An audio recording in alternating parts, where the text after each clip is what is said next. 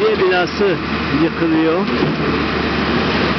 Yerine yenisi yapılacak. Bugün 27 Mart 2021 Cumartesi günü.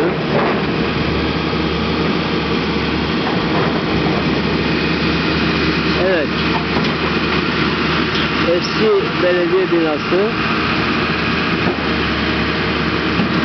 1900 sanıyorum 72 yılında yapılmıştı. Şimdi 2021 yaklaşık 40-50 senelik bir, evet, 50 seneden fazla hizmeti oldu. Artık şu anda belediye öğretmen evinde hizmet vermeye devam ediyor. Bu yerine 3 katlı bir bina yapılacak. Altı otopark. Evet. Altı yaklaşık 30 sene arazi için hizmet verecek bir otopark olacak. Üstte 3 katlı bina. Güzel bir şey olacak. Belediye başkanımız Şemus Karamehmetoğlu kardeşimize teşekkür ediyoruz bu hizmetlerinden dolayı.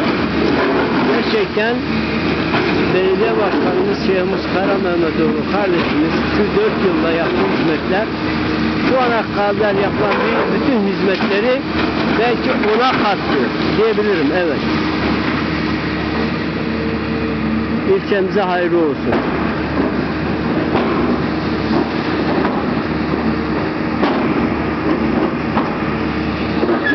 Evet, Canda Çelik bir stüdyo var. Hanbaşı camisi var.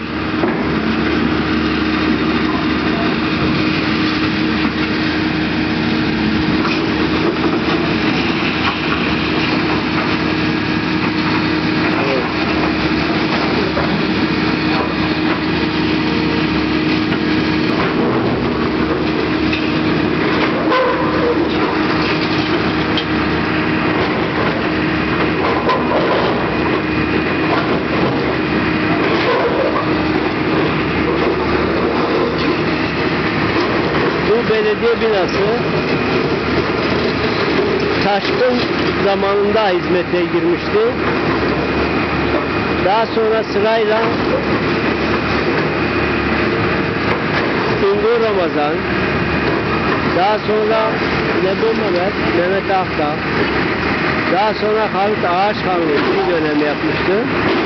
Sonra rahmetli Katip Mehmet Akdağ 2,5 dönem yapmıştı, rahmete gitti ve daha sonra belediye başkanımız Şemus Karamehmetoğlu kardeşimiz bu hizmeti devraldı ve bu bina yıkılıyor, yerine 3 katlı ve bodrumunda 27 araç park edecek şekilde 3 katlı bir hizmet binası daha yapılacak.